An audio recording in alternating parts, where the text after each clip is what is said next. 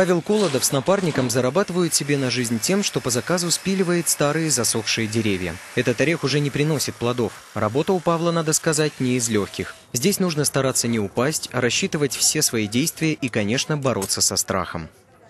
Когда пилю, чувствую о том, чтобы поскорее слезть на землю и почувствовать твердую почву под ногами.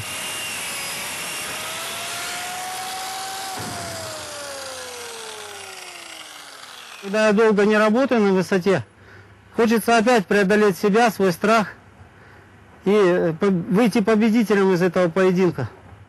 Перед началом работы Павел определяет возраст дерева. В этот раз он ошибся. 20, 21, 22, 23, 24 года ему. Я, оказывается, ошибался, сказав, что ему 15 лет. На вид, да, ему скажут, что 15 лет. На самом деле, вот тут есть суровые года, когда ему было тяжело расти. Вот тут тоненькие полосочки. Если дерево росло на территории частного дома, Павел оставляет его хозяевам на дрова. Но если оно было во дворе многоэтажного дома, то ему находится другое применение – на детской площадке. Но вообще я занимаюсь более серьезными вещами.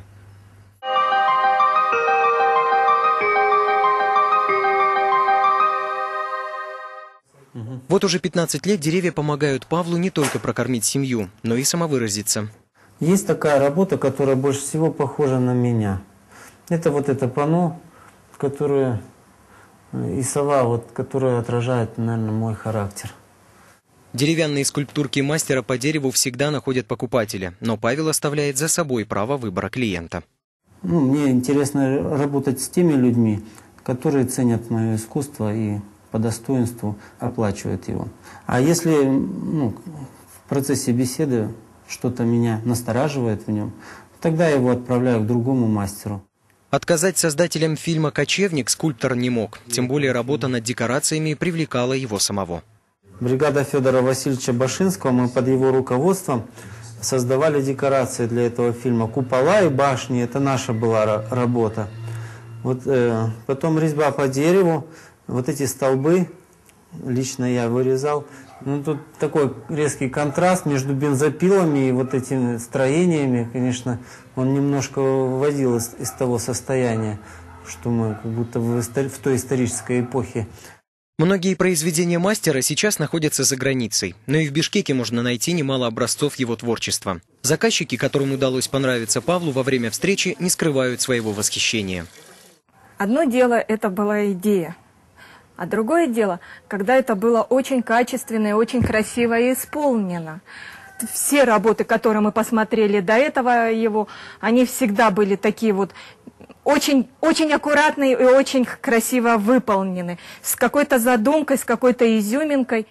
Все свободное время Павел проводит в небольшом гараже. Именно там появляются на свет скульптуры и изысканные образцы резьбы по дереву. Выбрав подходящий материал, сегодня это яблоня, Павел приступает к работе, придает форму будущему изделию.